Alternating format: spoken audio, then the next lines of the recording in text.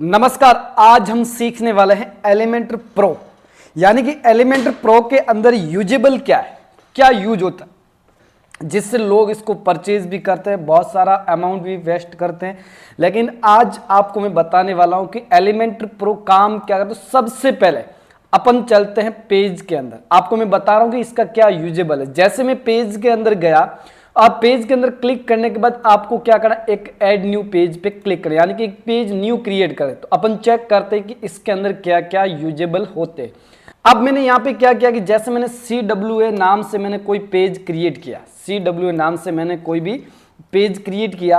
अब page create करेंगे तो उससे पहले आपको दिखेगा यहाँ पे, देखो इस प्रकार का डायलॉग बॉक्स आ रहा है, यानी कि इसके अंदर आपका एलिमेंटर प्रो और एलिमेंटर दोनों इसके अंदर अवेलेबल है। यहाँ पे लिखा हुआ एडिट विथ एलिमेंटर।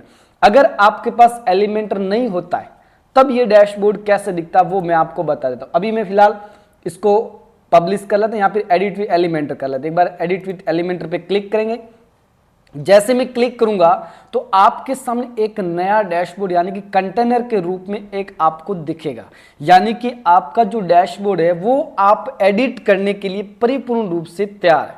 अगर एलिमेंटर नहीं होता है तब आपका पेज कैसे दिखता है, और एलिमेंटर होता है तब आपका पेज कैसे दिखता है वो आज मैं आपको बताने वाला, क्योंकि एलिमेंटर के बिना एडिट करना बहुत मुश्किल है। देखो आपके सामने इस प्रकार का साइड बार आ रहा है, यानी कि इसके अंदर थीम अस्त्रानी को दूसरी थीम यूज कर रखी।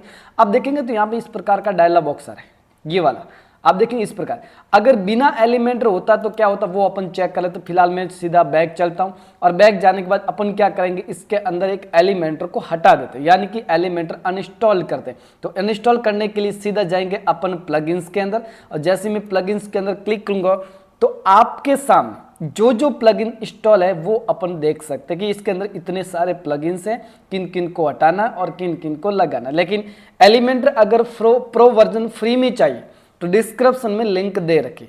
अगर आपको भी भाई 100 से ज्यादा प्लगइन चाहिए तो 99 रुपए के अंदर भी पड़े, और सिर्फ एलिमेंटर प्रो चाहिए तो उसकी लिंक भी डिस्क्रिप्शन में दे रखी, वो बिल्कुल फ्री है, कोई कॉस्ट नहीं उसके लिए, 1 रुपया भी आपको नहीं देना, सिर्फ एलिमेंटर प्रो के लिए। उसके अलावा और भी एलिमेंटर चाहिए, जैसे कि बहुत सारे और भी प्लगइन चाहिए, तो उनके लिए 99 रुपए के अंदर 100 से ज्यादा प्लगइन्स है।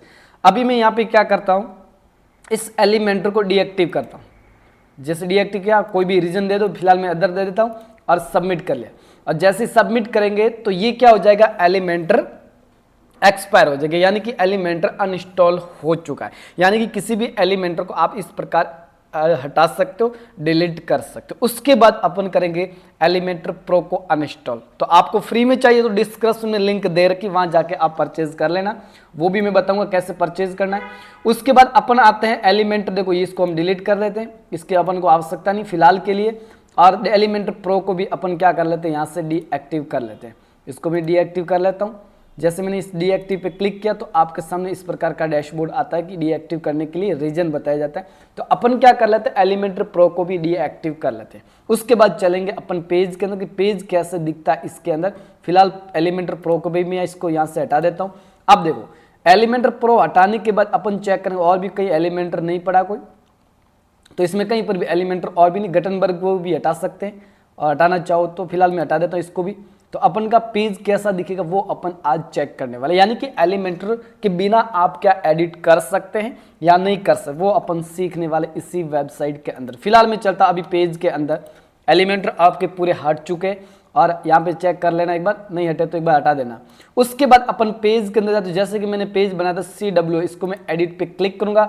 जैसे मैं एडिट पे क्लिक करता हूं तो आपके सामने जो पेज होता है वो थोड़ा सा अलग डिफरेंट में आएगा, लेकिन फिलहाल आपको दिखाई दे रहा है सेम पेज है, इसके अंदर सेम पेज नजर आ रहा है क्योंकि इसके अंदर पहले से एडिट किया। अब मैं यहाँ पे करता हूँ कोई नया पेज।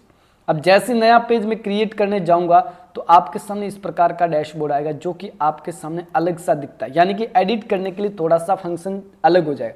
जैसे मैंने यहाँ पे कोई भी नाम टाइप कर दिया, पब्लिश कर दिया। अब आपको यहाँ पे एडिट करने के लिए एडिट विथ एलिमेंटर नजर नहीं आएगा कहीं पर भी। तो आप एडिट कैसे करोगे?